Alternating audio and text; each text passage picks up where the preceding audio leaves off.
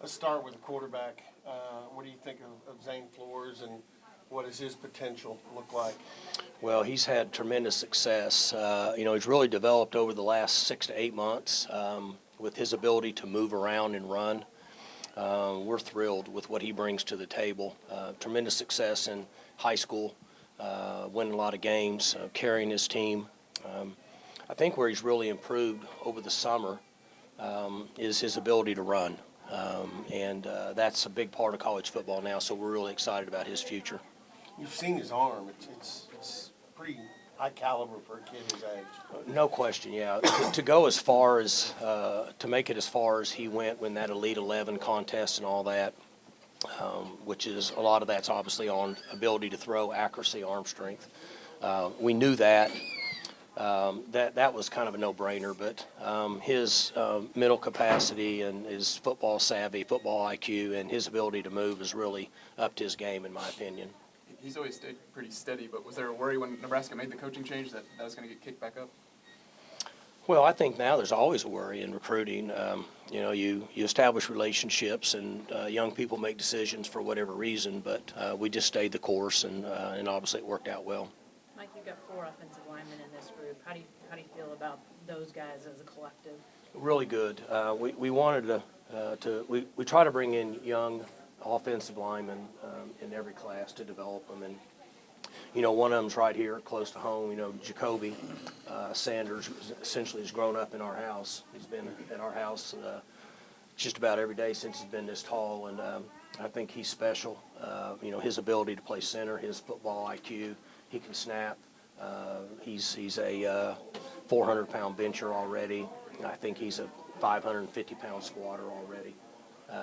At some point over the next year, could be the strongest guy on our team. And then Gage, a tough guy from out in West Texas. Jack is a big, long guy that developed into really being a good tackle. I'm trying to remember the other one. Yeah, Kemma. Oh, yeah. He's going on a mission.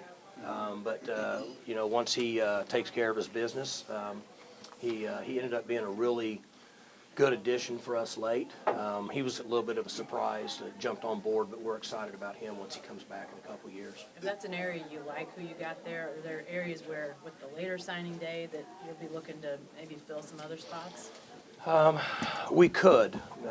There's a lot of uncertainty now with how many numbers we'll have because we don't know exactly who will be on our team in 2 weeks. So we have to wait to balance those numbers out. On Kemma, there's a little risk there when you have to wait for a mission. What was the thought process there, kind of just knowing that you're going to have to wait for him to get on campus? Well, there's not any risk because his number doesn't count. Right. So really good family, squared away people, said this is what they want to do. With his background, I would have the sense to trust what he's going to say.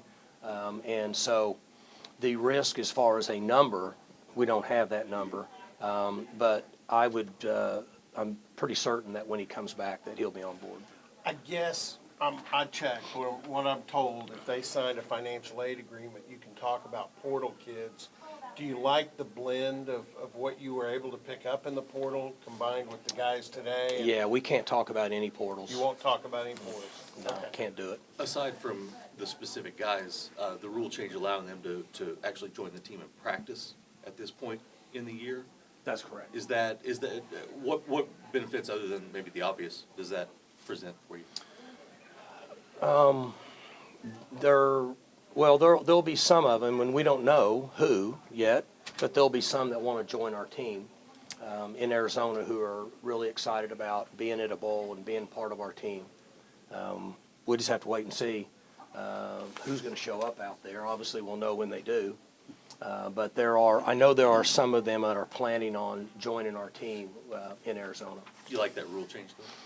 I guess. I haven't thought about it much. There's so many things that change now with rules that they're just kind of out of control. But I wouldn't see why it would be a disadvantage.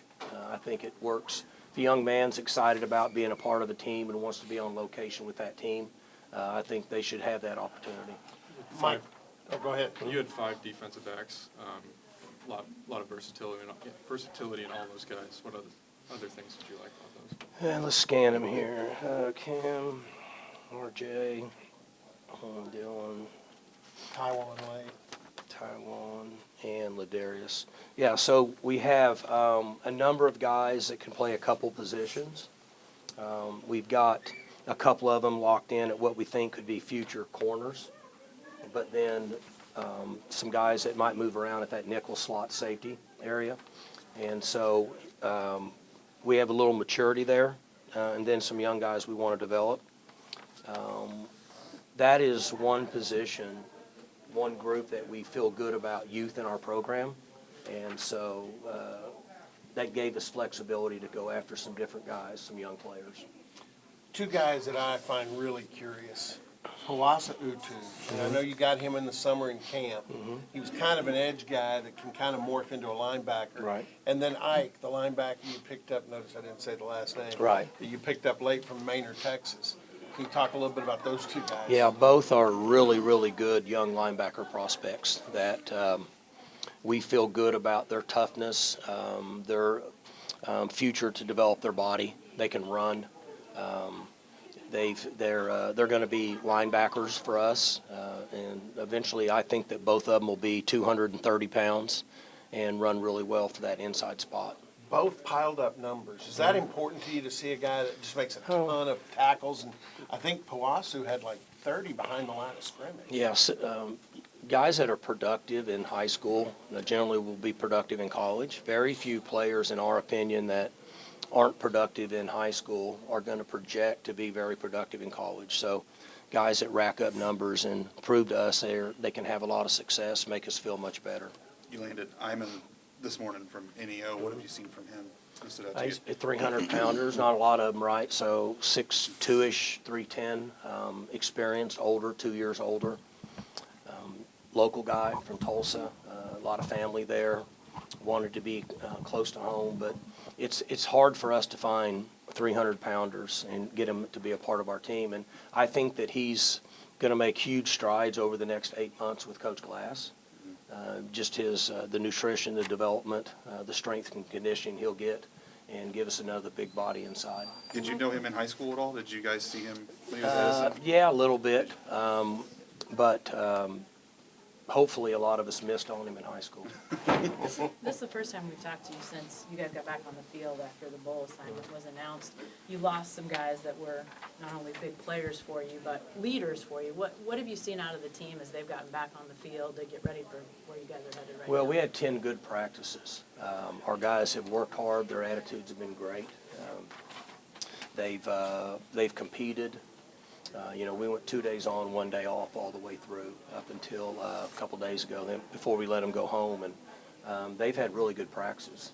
We've worked hard and feel good about where we're at, and looking forward to getting out here and getting in our bowl game routine.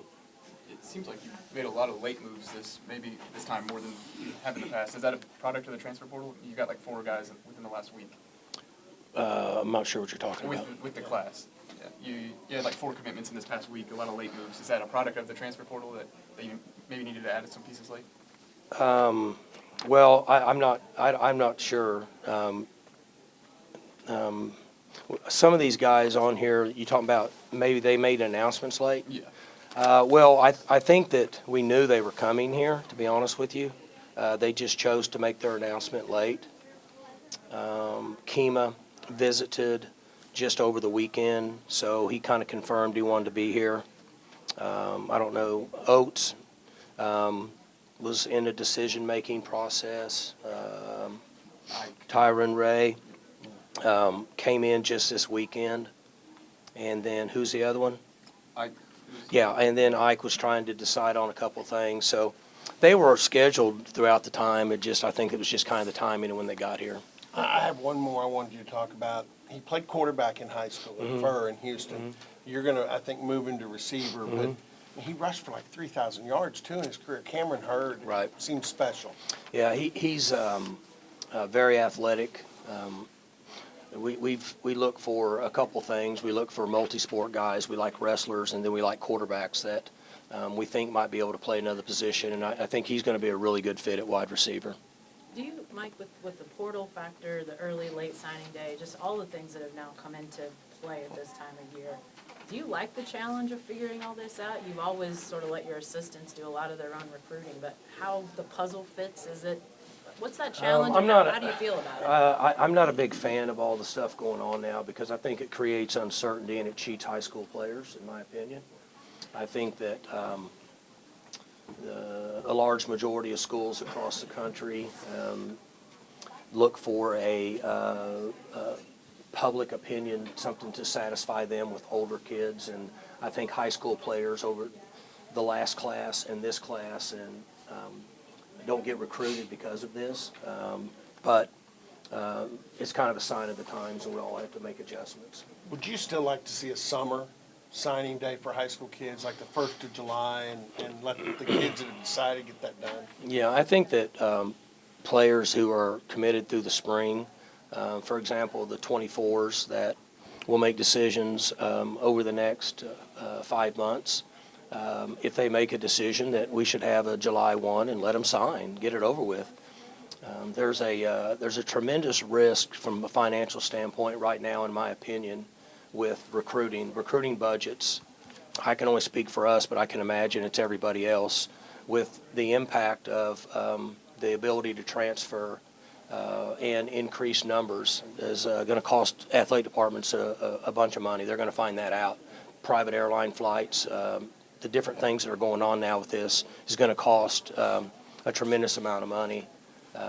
And for that reason, if we could go ahead and lock young men down in July, then that saves, not that money's the most important thing, but if you're the guy that's counting the pennies and having to balance a budget, maybe it is. I think that if we're not careful, we're going to increase recruiting travel budgets, like here at Oklahoma State this year, probably $200,000, just because of all the stuff that's going on with transfers. And I'm sure that some schools may really struggle with that future situation. So I think there's a lot of things we could do to shore it up and make it better, but right now that's not the game we're in at this time. Mike, with this punter, is it just a situation of you guys had success with Tom and you wanted to recreate that with an Australian, or is this just a coincidence he's coming from Australia? No, those guys are trained differently. They come from the academy. They're trained for American football. They grow up kicking the ball all of their life. They have an ability to move to the right, move to the left, do different things with the ball. We've had tremendous success with it, so we're comfortable with that. We're comfortable with their ability. Logan's done a great job for us in filling in for Tom, and has got years to come. So we'll let those guys, punt it off and see where we're at. But the ability they have with the ball is different than what American kids have, just being on that sport that they played all their life. How does that process work with the pro kick? Are they just constantly sending you tape of punters that down there? We have a great relationship with them. The two guys that are in charge of that academy, and they trust us with what we told them about Tom, the way we treated him. Tom gives them great feedback, and they nurture these men, and they send them to places where they trust the people that are going to take care of them, and we have a great relationship with them. I know through Oklahoma, you had Jaden Foreman. He was the first kid you had in this class. What do you like about him? Jaden is just scratching the surface with his body.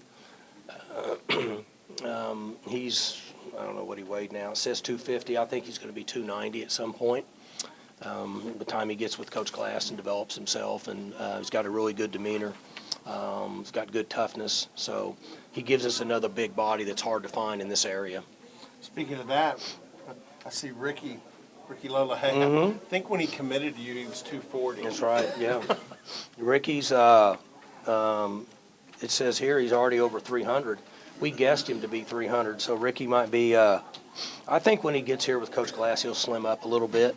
But he's going to be a 300-pounder. But great kid, great family. Looking forward to what he brings to the table. Ladarius Webb's another guy that I'm excited about. He's mature. Yeah. He's very mature. He fits a spot, a couple guys that we lost. Older guy that can play that slot nickel, maybe even some corner. We'll see when we get him in here and see what kind of ability he has. So I'm excited about what he brings to the table. Another one we haven't talked much about, R.J. Lester, is really a skilled kid, from over there at Northside. Excited about what he brings to the table. Cam Franklin, Cam's been committed to us for a long time. So we've got a really good class, good group of guys. This is about the right number, 2, 4, 6, 8, 10, 12, 14, 18-ish or so is really a pretty good number of young guys to bring in, and I'm including the 2-year guys in a program because you're going to have some flexibility with the other stuff that's going on in recruiting now. And I'm guessing that number will be pretty accurate to balance your roster on. We'll find out where we're at in 2 weeks with what the other guys that we have to pick up based on roster size. You mentioned Cam Franklin, Taiwan Reyes also. They're both listed at 6'2". You've had a couple other DBs the last past classes, Kendall Daniels, Cameron Epps, that were really tall guys. Right. Is that something you're looking for? Is it just coincidence? Well, that those guys are you would available? always like to have, the bigger, taller, longer, faster is better, but it doesn't always work that way. It's production. And the ones that are taller, that have what would be a little bit bigger body, they're built for a certain position. And the good news is if they grow a bunch, then they can go and move to a different position because they have height. Sometimes if you don't have height, then it makes it a little bit more difficult. So it is advantageous.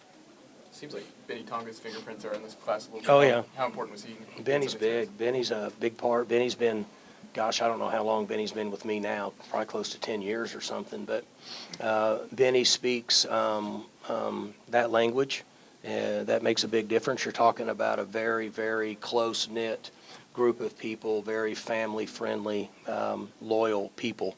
And Benny is a product of the cowboy culture, and his communication with those young men is very crucial in our success in recruiting them. You need to keep him here. I've seen his son. Oh yeah, well he's got some quite a few young ones there at the house that are very athletic. Sure. Yeah. How much did Coach Mason's connections help kind of discovering Taiwan? Yeah, that was a relationship he had in that area and went down and in my opinion, he's a young man who has fallen victim to the different style of recruiting now and kind of flew under the radar for Big whatever senior reason. I think 4 years ago he would have had multiple offers at ACC and SEC schools, but there's not as much high school recruiting going on right now. And so there's players out there now that we haven't located them, but there's players out there now that are seniors in high school that aren't being recruited that are good enough to play at our level. They're just not being recruited. So it's going to be interesting over the next few years how to locate those guys and where are they at? Are they at prep schools? Are they at junior colleges? Are they sitting a year and then reopen their recruiting a year from now, not enrolled in a school? You can do that. There's a lot of things going on now, so it'll be interesting to see how it works over the next few years. Back to the current team for a minute. I know Garrett Rangel had some moments where he was the guy for a week or two here and there, but having a little bit more time looking at him, what have you seen from him during bowl prep? Well, he's had a good 3 weeks of practice. He's worked hard, and he'll continue to grow and develop with every snap he gets. And so he's going to get more comfortable every day, and he's working hard. And we feel good about the progress he's made, and hopefully he'll grow up a little quicker than we want him to. It's going to take some time. Young players, it takes time for them to develop. There's a couple more we've got to get on the plan. The progress you've seen already out of Garrett, what's the next step? What will you be looking for in the bowl game from him? Well, same thing I would be any other player, just for him to develop mentally and comfortable decision-making throughout the game, just based on reps. I'm going to go back to where we were the first 2 years with Spencer. And guys that had covered us for a long time realized where we were at with him for the first 2 years. The people would come to me and give the outside opinion of that this guy's not good enough, we need to get rid of him. And he needs to take time to develop. And then in the end, everybody wanted him back. So it changed real quick. So it just takes time for those young quarterbacks to develop. You said in the Zoom that you weren't sure whether the portal, the guys that you had on your roster that entered the portal would play with you or not. Do you have any decisions on that? On whether the I guys, said what now? the guys that entered the portal from your team, whether they'd play in the bowl game or not like they did last year? No, the guys that have gone in the portal for us, they're not on our team, no. All good? Are you done for today with signings? Is this everybody right now? I don't know. I mean, honestly, I don't know. I know we have 2 players out there that we might get later in the day. But I'm going to be real honest with you. The way this transpires now, I'm usually the last person to know. Like somebody will text me and say, this happened. And I mean, really, it's changed so much. Like the day before signing, which would be yesterday and all last night, used to be just 24/7 communication on the phone, texting, all this. It's not that way anymore. It just, it's much different than it's ever been. So we could end up with another one, my guess, but from what I've been told, that wouldn't be until 3 or 4 o'clock in the afternoon here. So I don't think there's any reason for y'all to check wear yourself out, checking whatever you check. I don't think it's going to be till 3 or 4 o'clock, and we'll know, and we either pick up another one or not. Do you have to leave anybody back because of signing day stuff, or is everybody going on the plane today? Personnel? Yeah. No, everybody's going. Okay. Yeah, I mean, you know, technology up there. nowadays. I mean, we could probably, if there's Wi-Fi on the plane, we could probably FaceTime somebody on the plane. So, good? Thanks, guys. All right, see you guys out there. Y'all be safe, travel safe.